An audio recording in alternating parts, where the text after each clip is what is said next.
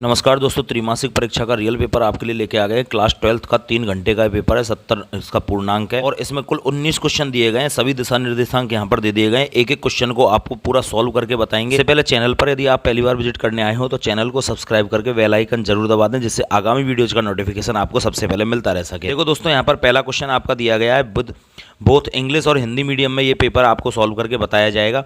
पहला क्वेश्चन यहाँ पर आपका दिया गया है, समान परासरण दाब वाले विलयन क्या कहलाते हैं। तो दोस्तों समपरासरणी इसका सही आंसर हो जाएगा। क्वेश्चन नंबर 2 दे रखा है, अर्धपारगम्य झिल्ली रासायनिक रूप से किसकी बनी हुई होती है। तो कॉपर फेरोसाइनाइड की बनी हुई होती है। अगला क्वेश्चन आपका यहाँ पर दिया हुआ है, क्वेश्चन नंबर 3 की इकाई आपकी सेंटीमीटर इनवर्स हो जाएगी। यहाँ पर इसका फर्स्ट ऑप्शन सही हो जाएगा। हिंदी और इंग्लिश दोनों मीडियम में आपको ये पेपर बताया जाएगा। हाइड्रोजन इलेक्ट्रोड के मानक विभव का मान क्या होता है, 0 हो जाएगा इसका सही आंसर। अगला क्वेश्चन दे रखा है, लोहे को संक्षारित होने से बचाने के लिए जिंक की परत उस पर चढ़ाई जाती है। इस प्रक्रिया को किस नाम से जाना जाता है। तो दोस्तों इसे गैल्वेनीकरण के नाम से जाना जाता है। क्लोरोबेंजीन तथा क्लोरल जब आपस में क्रिया करते हैं तो किसका निर्माण होता है। तो यहाँ पर डीडीटी का निर्माण आपका हो जाता है। नेक्स्ट क्वेश्चन आपका दे रखा है, SN1 क्रिया में जो प्रथम पद होता है उसमें क्या बनता है। तो इसमें कार्बोधनाइन का निर्माण होता है। दूसरे पद में कार्बोधनाइन पर न्यूक्लियोफाइल आक्रमण करके मुख्य उत्पाद का निर्माण कर देता है। अगला क्वेश्चन आपका दे रखा है, इंग्लिश मीडियम में भी आप देख सकते हो। सभी क्वेश्चनों को यहाँ पर आपको इंग्लिश में भी दिखाया जा रहा है। एक एक क्वेश्चन को आप देख सकते हो। आंसर मैंने ऊपर बताई दिए हैं आपको। नेक्स्ट क्वेश्चन देखो दोस्तों, हम देखते हैं यहाँ पर रिक्त स्थानों की पूर्ति करने वाले क्वेश्चन आपसे पूछे गए हैं। तो पहला क्वेश्चन दे रखा है, कार्बोलिक अम्ल क्या होता है। तो दोस्तों ये फिनॉल को ही कार्बोलिक अम्ल बोला जाता है। बेंजीन के ऊपर आप OH फिल कर दोगे। फॉर्मेल्डिहाइड की अभिक्रिया किसके साथ करवाई जाए कि बेकेलाइट बन जाएगा। तो इसका भी आंसर फिनॉल ही हो जाएगा। इसमें भी आप फिनॉल ही कर दोगे। क्वेश्चन आपका दे रखा है, डाई एथिल ईथर का उपयोग किस में किया जाता है। तो दोस्तों डाई एथिल ईथर का उपयोग निश्चेतक के रूप में किया जाता है। बेहोश करने के लिए इसको उपयोग में लिया जाता है। जल की मोललता क्या होगी या मोलरता क्या होगी। तो दोस्तों जल की मोललता या मोलरता 55.5 होती है, क्योंकि 1 किलोग्राम में मोललता निकाली जाती है और 1 लीटर में मोलरता निकाली जाती है। और जल का जो मोलर द्रव्यमान है वो 18 होता है। तो 1000 में आप 18 से डिवाइड करोगे तो 55.5 इसका आंसर आ जाएगा। एसिटिक अम्ल दुर्बल वैद्युत अपघट्य होता है। यहाँ पर वीक इलेक्ट्रोलाइट यानी दुर्बल वैद्युत अपघट्य कर दोगे। 1 फैराडे विद्युत का मान कितना होता है। तो दोस्तों 1 फैराडे का मान होता है 96,487। इसे अप्रॉक्सीमेट 96,500 कूलाम लिखा जाता है। अगला क्वेश्चन है आपका, प्रतिरोधकता की इकाई क्या होती है। तो प्रतिरोधकता की इकाई आपकी ओम सेंटीमीटर हो जाएगी या फिर ओम मीटर हो जाएगी। अगला क्वेश्चन आपका दिया हुआ है, यहाँ पर इंग्लिश में भी आप इन क्वेश्चनों को देख सकते हो। सही जोड़ी मिलान करने वाला आपका क्वेश्चन दे रखा है, क्वेश्चन नंबर 3। तो देखो सबसे पहले सिक्का धातु समूह। तो सिक्का धातु समूह आपका ग्रुप नंबर 11 को कहा जाता है, डी ब्लॉक के को। तो इसका ऑप्शन ये हो जाएगा डी। दुर्लभ मृदा तत्व F ब्लॉक के तत्वों को कहा जाता है। तो F ब्लॉक के तत्व यहाँ पर आ जाएंगे दुर्लभ मृदा तत्व में। लोह चुंबकीय पदार्थ क्या होते हैं। तो FeCO Ni ये आपके लोह चुंबकीय पदार्थ होते हैं। रंगहीन तथा प्रतिचुंबकीय कौन होगा। तो दोस्तों Zn+2 में दे रखा है, जिसका D10 विन्यास, इसमें एक भी अयोग्मित इलेक्ट्रॉन नहीं बचेगा। इस कारण ये रंगहीन और प्रतिचुंबकीय प्रकृति का हो जाएगा। अगला क्वेश्चन आपका दे रखा है, एल्किल मैग्नीशियम हैलाइड।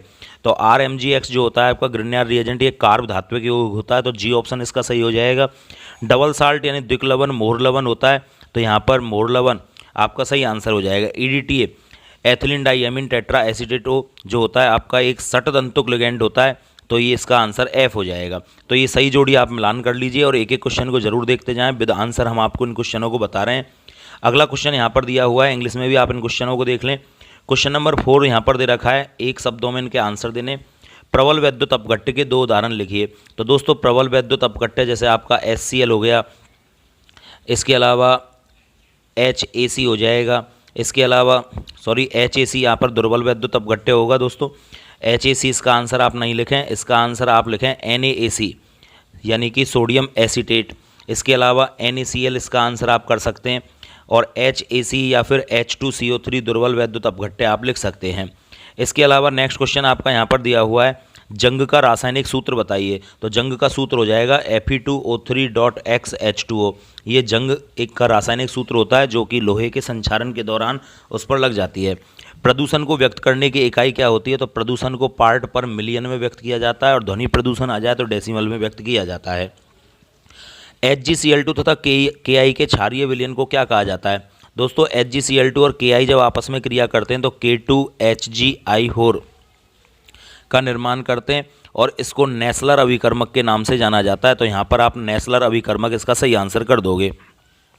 अगला क्वेश्चन आपका दिया हुआ है, बेंजीन को सूर्य के प्रकाश की उपस्थिति में Cl2 के साथ गर्म किया जाए तो किसका निर्माण होता है।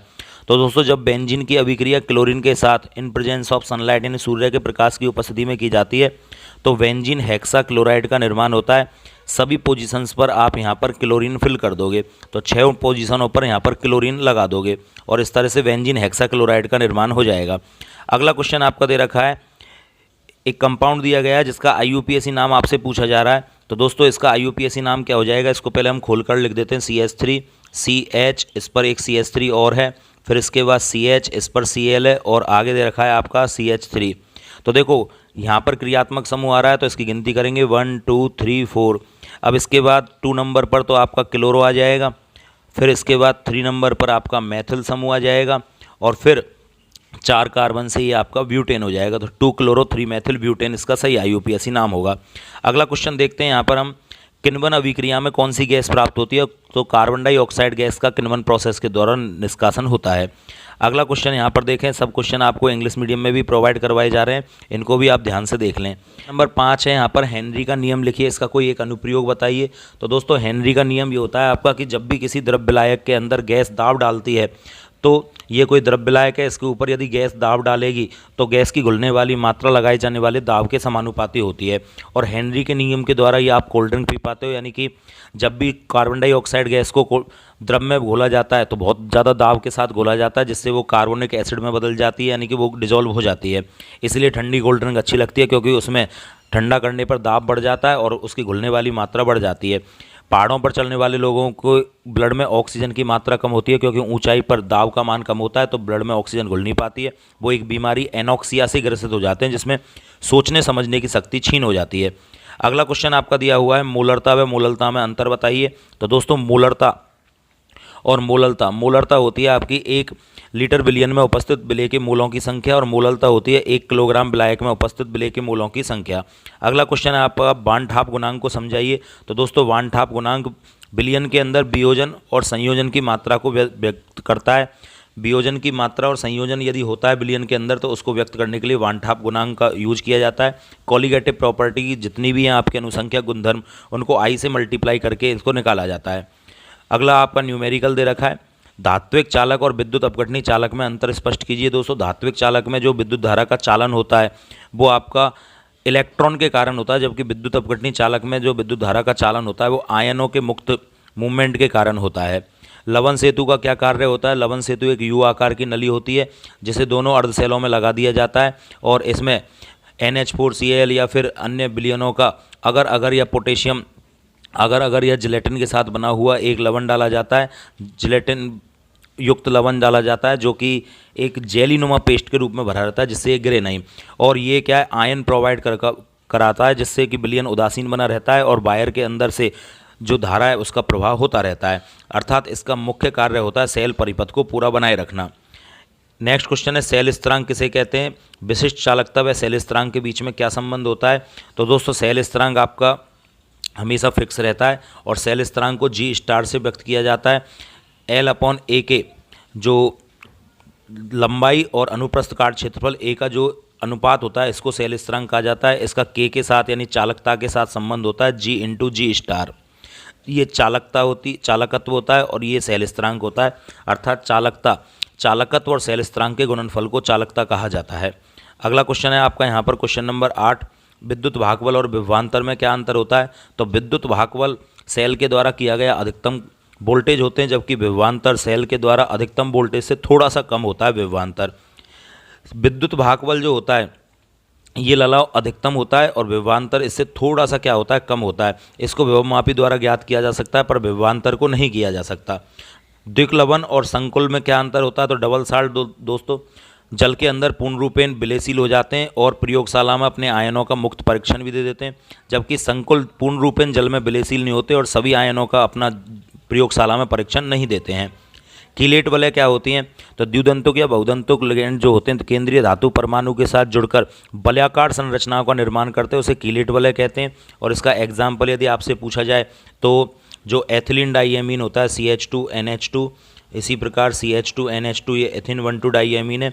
यदि किसी मेटल के साथ जोड़ें तो इस प्रकार से ये वलयाकार संरचना का क्या कर लेता है, निर्माण कर लेता है। उपसय संयोजन संख्या क्या होती है, केंद्रीय धातु परमाणु के साथ जुड़ने वाले एक दंतुल लिगेंडों की संख्या उपसय संयोजन संख्या कहलाती है।